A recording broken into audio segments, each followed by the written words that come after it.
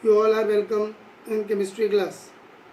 Till now, we have studied and practiced about mole concept. In that, we have studied what is mole, how mole is being calculated, what is molar volume, and different type of numericals based upon mole concept. I have also provided you a worksheet of mole concept. I expect that you all must have done it brilliantly. Still any problem, I am here to resolve it. Today we will going to the next topic. That topic was also being studied in class 10th ICSE, but CBSE student, make sure that you have to practice a lot.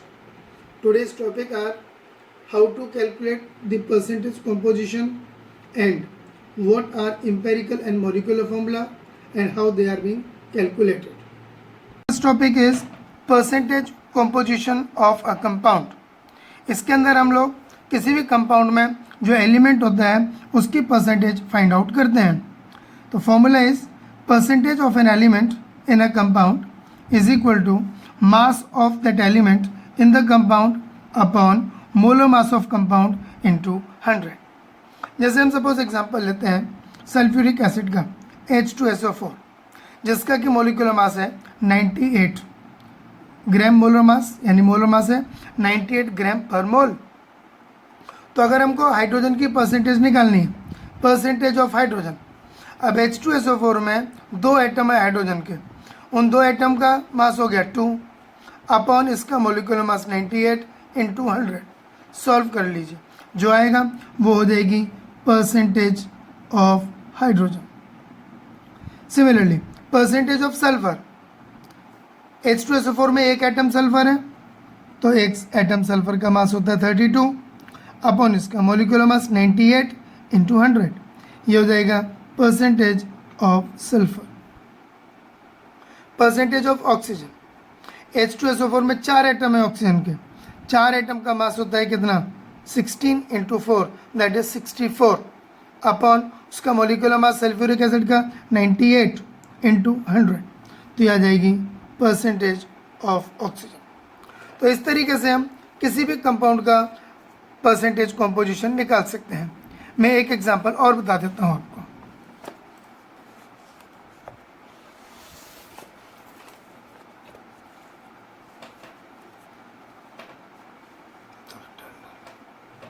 Example हम लेते हैं जैसे urea का formula होता है NH2CONH2 और इसका molecular mass होता है 60 ग्राम पर मोल.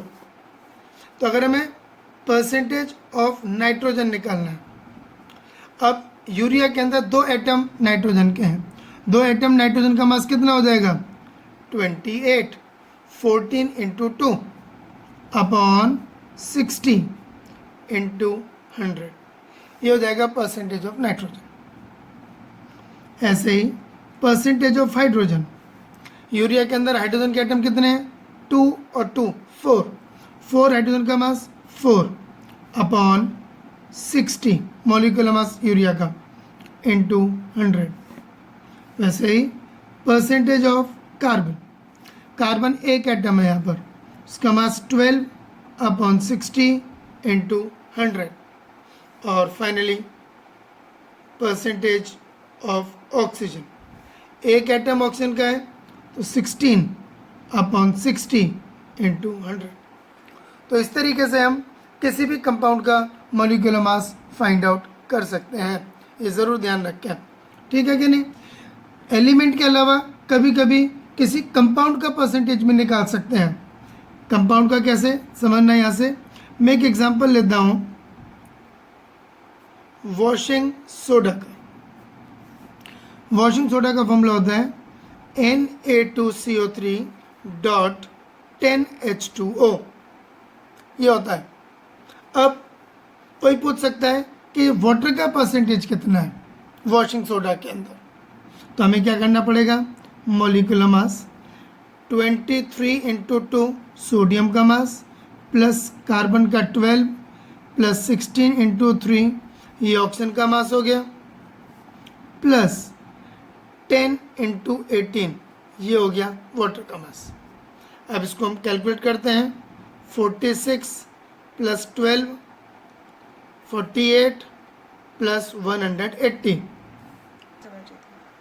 अब हम इसको कैलकुलेट कर लेते हैं।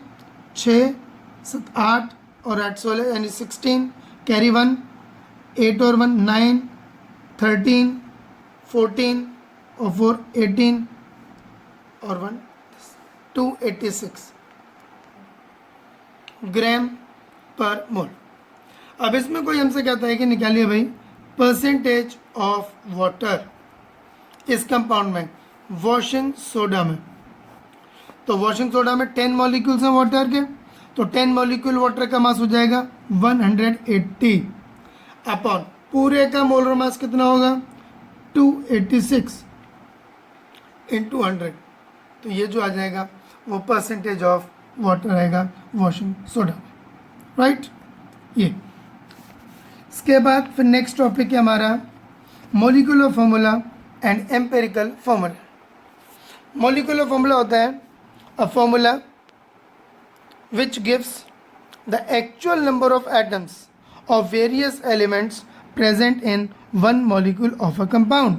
यानी एक मॉलिक्यूल में कंपाउंड के कितने एटम्स हैं अलग अलग एलिमेंट्स के, उसको प्रॉपर्ली रिप्रेजेंट कर दें, उसको बोलते हैं हम लोग मॉलिक्यूलर फॉर्मूला। मैं एक बार फिर से बता रहा हूँ, एक मॉलिक्यूल में अलग अलग एलिमेंट्स के कितने एक्चुअल एटम्स हैं, उस फॉर्मूले को हम बोलते हैं मॉलिक्यूलर फॉर्मूला। दूसरा है empirical formula. It is defined as the formula which gives the simple whole number ratio of atoms of various elements present in one molecule of a compound. ये अलग कॉन्सेप्ट है। ये कहता है कि कोई भी एक फॉर्मूला है, उसमें जो अलग अलग एलिमेंट्स हैं उनका सिंपल होल नंबर रेशियो कितना है, नंबर ऑफ एटम्स और डिफरेंट एलिमेंट्स का सिंपल होल नंबर रेशियो जो फॉर्मूला रिप्रेजेंट करता है, that is called as empirical formula. मैं कुछ एग्जांपल दे रहा हूँ, आपको समझ में आ जाएगा। यहाँ पे मैं लिखता हूँ कंपाउंड, यहाँ पर उस कंपाउंड का मॉलिक्यूलर फॉर्मूला और फिर यहाँ पर एम्पेरिकल फॉर्मूला। हाइड्रोजन परऑक्साइड, इसका फॉर्मूला होता है molecular formula H2O2, simple ratio 1:1, तो empirical formula HO। Benzene C6H6, empirical formula CH। Ethane C2H6, molecular formula empirical CH3। Glucose C6H12O6, empirical formula CH2O। यहाँ पे एक चीज़ ध्यान रखना, मॉलिक्यूलर फॉर्मूला मॉलिक्यूल रिप्रेजेंट करता है एक्चुअली, लेकिन एम्पेरिकल फॉर्मूला मॉलिक्यूल रिप्रेजेंट नहीं करता है। मॉलिक्यूल में जो एटम्स हैं उनका सिंपल होल नंबर रेशियो है डिफरेंट एलिमेंट्स के। एक एम्पेरिकल फॉर्मूले से कई अलग अलग मॉलिक्यूलर फॉर्मूले बन सकते हैं, तो वो अलग अलग कंपाउंड भी हो सकते हैं, लेकिन एम्पेरिकल फॉर्मूला की हेल्प से हम मॉलिक्यूलर फॉर्मूला फाइंड आउट कर सकते हैं, and vice versa. Relationship between molecular formula and empirical formula, ये ज़रूर आना चाहिए। Molecular formula is equal to n factor और n into empirical formula, where n is the ratio of molecular mass to the empirical mass. Molecular mass हमने आपको बता ही रखा है, एलिमेंट्स के एटॉमिक मास को ऐड कर लो, या molecular mass is also equal to 2 into vapour density. Molecular mass is also equal to 2 into vapour density. कभी कभी न्यूमेरिकल्स में वेपर डेंसिटी गिवन होती है, तो इंटू 2 कर दोगे तो मॉलिक्यूलर मास आ जाएगा।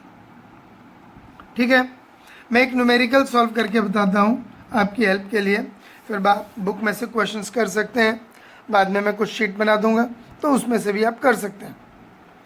An organic compound contains carbon 57.82%, hydrogen 3.6%, and rest is oxygen. The vapor density of a compound is 83.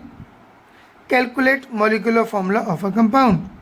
ठीक है, अब इस तरीके के क्वेश्चंस को सॉल्व करने का, न्यूमेरिकल्स को सॉल्व करने का एक स्पेसिफिक तरीका है, एक पर्टिकुलर प्रोटोकॉल है। कॉलम बनाएंगे, पहले कॉलम में एलिमेंट्स लिखेंगे जो गिवन होंगे कंपाउंड में, कार्बन, हाइड्रोजन, ऑक्सीजन। फिर उसके बाद परसेंटेज उन एलिमेंट्स की जो न्यूमेरिकल में गिवन होगी। कार्बन की 57.82, हाइड्रोजन की 3.6% और ऑक्सीजन की वो आपको कैलकुलेट करनी पड़ेगी। इन दोनों को ऐड कर लो और 100 में से माइनस कर दो तो आ जाती है 38.58%। फिर आप उनके ग्राम एटॉमिक मास लिखेंगे एलिमेंट्स के, कार्बन का 12, हाइड्रोजन का 1, ऑक्सीजन का 16। नेक्स्ट आप निकालेंगे नंबर ऑफ मोल्स, n।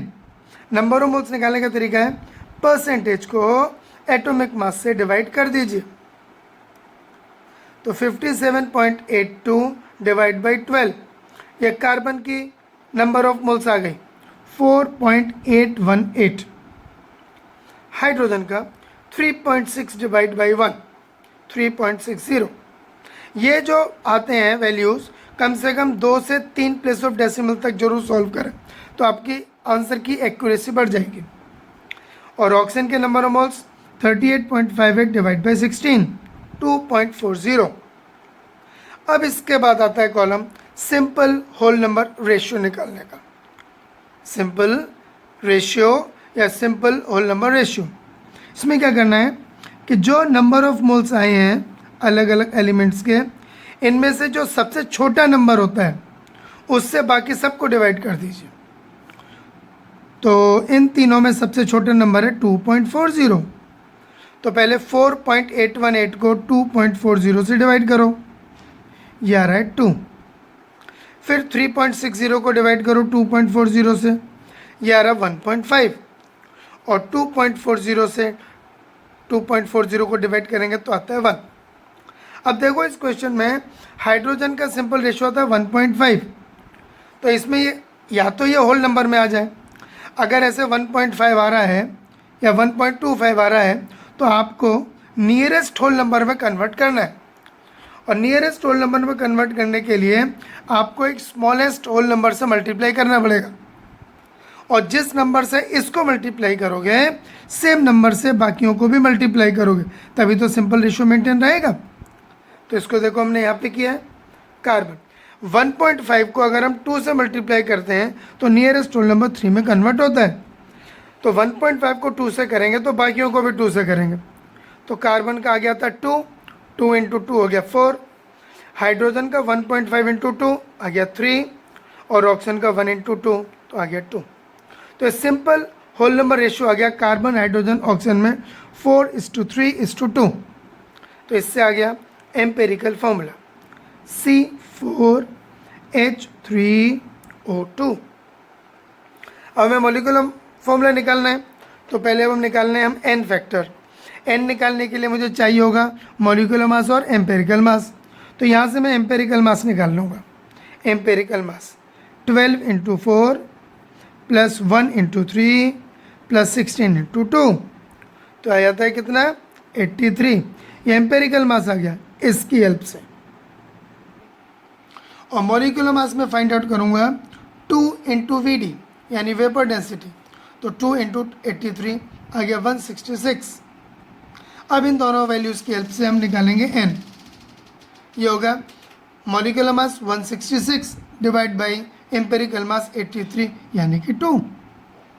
अब molecular formula this will equal to n into empirical formula, n आ गया 2 इंटू एम्पेरिकल फार्मूला C4H3O2। तो हो जाएगा 2 4 8 C8H6O4। This is molecular formula of the compound. अब इस वाली न्यूमेरिकल से यार इस वाली टेक्निक से हम मॉलिक्यूलर फार्मूला फाइंड आउट कर सकते हैं, लेकिन मॉलिक्यूलर फार्मूला का कौन सा कंपाउंड है ये नहीं पता कर सकते, या बहुत कम केसेस में पता कर सकते हैं, क्योंकि एक ही मॉलिक्यूलर फार्मूले से बहुत सारे कंपाउंड हो सकते हैं जिसको कि हम लोग बोलते हैं क्या, आइसोमर्स। तो इस चैप्टर से रिलेटेड जो भी न्यूमेरिकल होंगे मोस्ट प्रॉब्ली इसमें ये नहीं पूछेंगे कि एक कंपाउंड क्या है, ज़्यादा से ज़्यादा बस यही पूछेंगे कि मॉलिक्यूलर फार्मूला क्या है, वो आप कैलकुलेट करके बता दीजिए। आईसीसी में आपने 10th में प्रैक्टिस की है और प्रैक्टिस कीजिए, और भी वैरायटी के क्वेश्चंस होंगे वो मैं शीट बना करके आपको भेज दूंगा। ये 2 टॉपिक हमने आज कंप्लीट किया इस वीडियो के अंदर, परसेंटेज कॉम्पोजिशन, एम्पेरिकल और मॉलिक्यूलर फॉर्मूला। आप लोग घर पे इस पर बेस्ड न्यूमेरिकल्स कुछ प्रैक्टिस कीजिए, कोई प्रॉब्लम हो तो मेरे से पूछिए, मैं आपको कुछ क्वेश्चन की शीट बना के भेज दूंगा मैं। और अगली वीडियो हमारी बहुत इंपॉर्टेंट होगी, क्योंकि वो होगी मोल कॉन्सेप्ट का केमिकल इक्वेशंस में इन्वॉल्वमेंट। That's it. ओके।